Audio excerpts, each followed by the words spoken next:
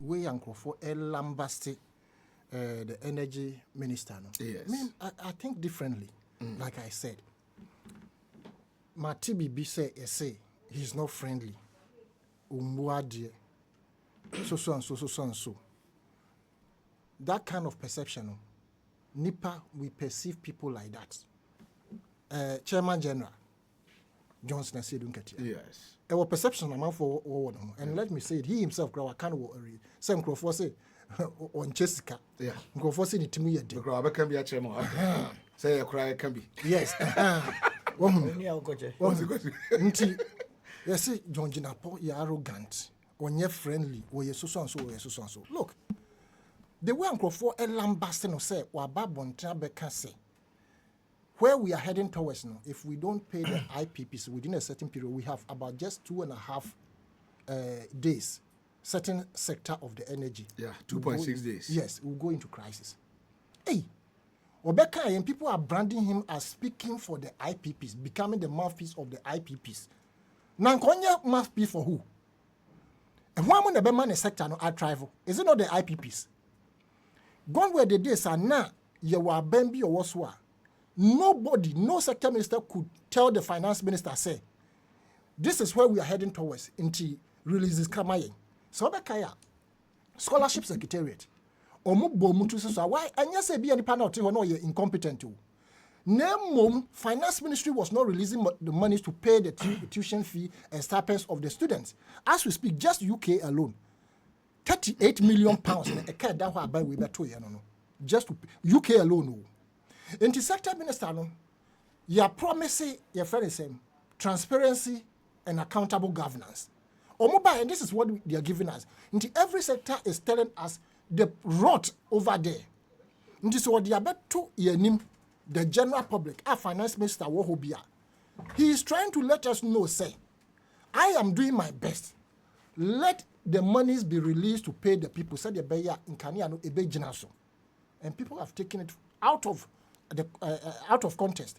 And they are lambasting him. People have even concluded, say, he has interest in the payment to the IPPs, into no Babo and Tabekas.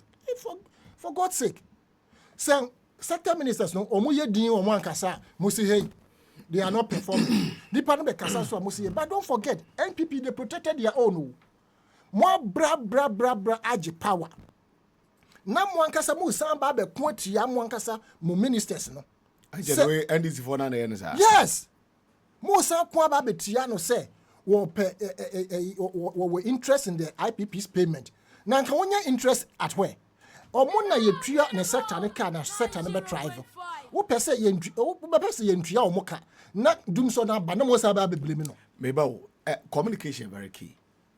Energy sector no. And kita economy no. Yeah. Right. Say energy sector no fail economy no. You need economy bia. Yes. Now, say minister beka say aka 2.6 days. You be dum so. Na ade be chin. Another ebia CEO of the agency shana say I say oh you procure over 450,000 blah blah blah worth of high crude whatever you are air banting problem be anywhere. They got me confused over the weekend. Yes, you see the minister and one guy be so one of the agencies under energy ministry. The two got me confused. You see so when I cannot cry, minister said 2.6 days. 2.6 days. Yes. When you say, oh, then we are still on top of. They got to be confused all the time. I will not dispute that. Yes, but at the end of episode, and the minister is painting the reality on the ground. Yeah. Did we ever hear say, sir, a Canada at the time of MPP for them? Sanka sector minister then. Obeka said, baby, I headed towards me. And yet, the finance minister released monies for us to clear the debt. Said, the baby, doom son and I be Samia. Yes. Me so munko timetable. Yes. Sanko mani be told ya. And can we all bear that minister out? Say, Obeka yo na umuano. Se si as one beka you no muana anwa. And can that change about the born in Tanzania say, wouldn't him say trouble way or other than one can. Last week, make a assembly chair and say, every week be a press conference. Yes, to give us update. My update because. Yes. Doomson was every day. Maybe what they fortunately encame. Yeah. Ever since I buy only 2 or 3 hours spent here doing me light. But you know air complaining. Exactly. any him say transition at take place ama e kada ho. Because I say a car power one, you didn't cut $70 million. Yes. And consistently, no. And I constantly briefing here, my briefings every week. Say, oh, a honey edge man I could do near only so that you do me lighter. Meaning, say, and you what a friend waba. One and him say, I go for the jacka. Even yet, you said during the transition period, you know. Yes, energy sector and quite $2.5 billion. Yes. Yes, IPPC can yakamo. Any mind that round figure. Yes. And some of us know. Second ho. But at the end of the no idea to ho. No question more about was some bako. And now 40 days no back bako. You are not having the situation. You see. Name cannot tell me to us to a certain extent. Okay. We see briefing. Yes. Who say or mobile or more started said they were scrutinizing the system. In fact, say transition anka ye nim so e ka bi sa twitwi die da ho. Omo ba ye omo ba be hu say e ka say da ho. E dan pempeso a lighting system na ko dum so no e kwa obi a complain no. There was the need for him to come out. Of course. And oba out. So what is wrong in this matter? Waba out and for a crucify no. I think that they should allow the ministers to work. They should allow the ministers to update us. And look at NPP. They took advantage of it and they did some press conference be a media press conference nipa no di me na what the mass press conference na mama you understand until don't let us crucify our own because look on my penku for cancer it is better to be a cleaner in a ruling government than to be a general secretary of a opposition party and this be crucify ministers na ye hu say omo ye incompetent na ya sack omo for that reason that is what you want go ahead okay no opposition there in show. That's it. Anyway, substantive matters. Overcome energy. Energy, then I make a cow. Dear woman, guy be a friend of Mohammed. Oh, proof. Oh, yeah. Yes. Osochio. Major so Mohammed, Major so. Osochio. Oh, doing this in order to bra movement. Okay, so yeah, and Emma be me okay. See the appreciation traders for no April Zimahama, Yabon, and finance minister has a good board initiative now by the buyer, no, and also a for the recent currency stability, no, and only a one. Then transport operators and also 15%, almost 80%, so 15%. A better key effect, a Yamia Domoan, if I'm saying Saturday. Then the last one, John Mahama say, the three exits of Accra, the corners, no, Ufi Accra ko here, so Accra Kumasi Coin, Accra Takra de Coin, and Accra Aplawo Road, no. It takes a lot of time because of traffic and inconvenience a year walk on so, and sana Omafo get it. Now, no, she said, another big push, you know. Omba she, I make sure say it will take you no less than 2.5 hours. From Accra to Kumasi. Nti wakwa transport manager idea. Na yinim the needer. Say akwano be ya emfaso a beba bamkra monko evenezai. Abaso content. So these are issues are nti the city appreciation gold board intervention ama we see na way no. Then the transport operators almost so decrease in terms of an price reduction then also the big push project. But I say, city appreciation, I say, yeah, come. Yafune. One of the things I'm feeling by why Ghana for and Obia winning dollar Mukrano, Airbo Ghana, Bano, Abaso. I don't believe me no more a casse, Abano in here, and as I on say Abaso body and Yadri. It's answer. Say a buyer 9 year, me ma betena catch on so mabon. Okay. And I ye yo my it's next started say frustra. I don't expect anybody to come and tell me say Russia, Ukraine. Yeah. Mind you, me no can say Russia, Ukraine war, and that's so coso. Ejinamu gidi. Ejina say abana ye bibi and a money day, a bafum. And in Tiabasa noa, me cost specific sector, na me didn't see no akomom. Okay. Your constitution and then the banking act, you know, in United States, the Bank of Ghana is responsible for the stability of the currency. Okay. This and a stabilizer, Dr. Siamalina Pamfo, and I'm doing last year birthday. Every mom. na ma hye wo nkura ne sɛ ɔmo ntɔnkɔ so anya deɛ ɔmo yɛ biara ekoyi but it must not end there. One say see the stabilize you know and you're born to be my form partly due to say the policy rate you know so that's also Okay.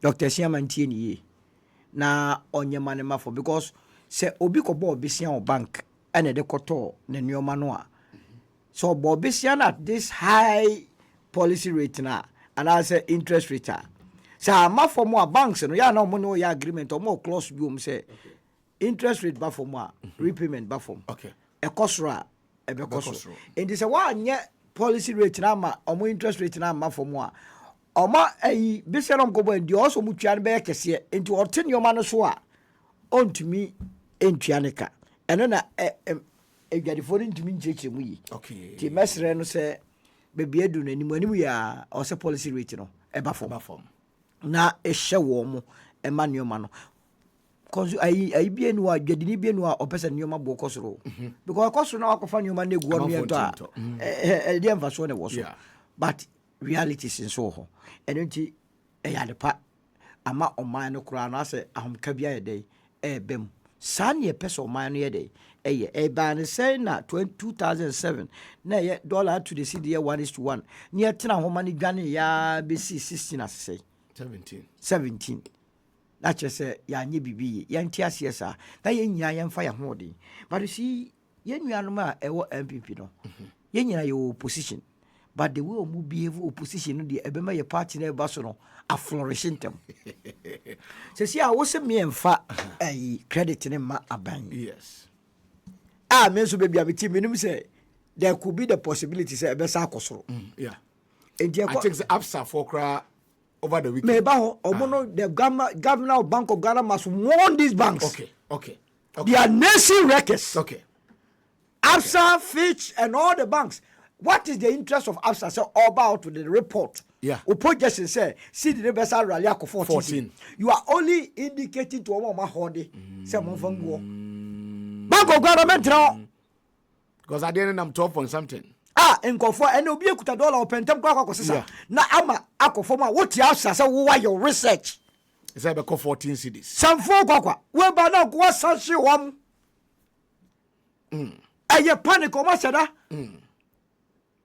Before say the best attack form no omo the report to be by ebeka kire all of a sudden Fitch and so they aba it to rally around 15 series omo boy with them dollar now na say at the end of the year no won say 2 series so ti ase eno nti message Bank of Ghana but MPP for the omo shoot omo to the foot see ano mam ya ti ase say CD no eba for mo a enya aban na dwuma and he says, I focus Roswa and also sent to me that by and Chabasa movement for change you going to be to a casa. Young Qua a son say, Baffono, Yabona Basso, Frososwa, Mesabi Jinaha. Not medium, whoever is in charge. Now, everyone work transport operators, related. Dollar baffum, fuel above and Jotin want to so in your day. Again, say automatic. The entire motor lorry face dollar na the cost from our phone cost from. It is above for more. Way automatic. Where we have a press conference. So and it's a step in the right direction. But you see, going forward, no, your transport sector, or say you're formalizing. So one formalizing a buying gains, I'll be the obey piano and reflect it.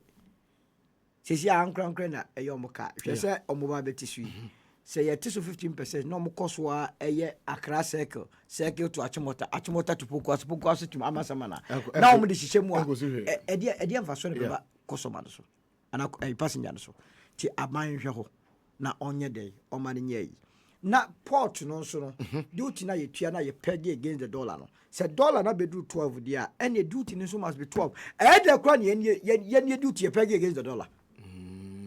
I see this city near you. This city Okroma. What's also pegging against the dollar? Sir, I did done a woody open for so won't you pegging against the dollar.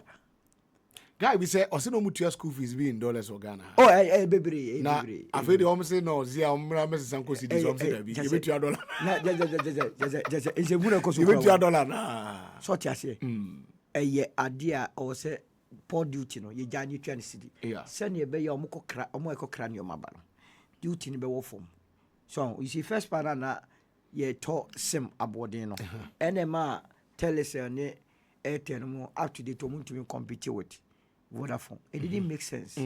Now ya jere sim no so. Vodafone that time ton 1 million those days. Ne boy demi kai pa near o tech. Nko forsa odru kumase aduma o masala ya besi ase o. Touch it. Unya bi mpoji connection. Ti a soldier phone ne e de ma o ti soldier phone no ene o mo fa ho wiade asi e de gimo. Ghana no mo pa na e de ya kan say yo. That time ni mo na MTN space that's from space phone. No, Mobitel. Kesiano the MTN be take over the market no. Omoko fa sim no bebere begu mu. Enye papa ofre kwa nko so maton. Ene ye. Hwe o mani o mani begu o mani na ebafo a. Dia ka ye tax. Hwe se ka aba kroma. Ene chef na di chei. Na wo di ade na kwa akofa enwuma na ba no wa yere so port o mani pentimi famba. Ebe ye den no man netumi tumpon. And you know, a best enkofom.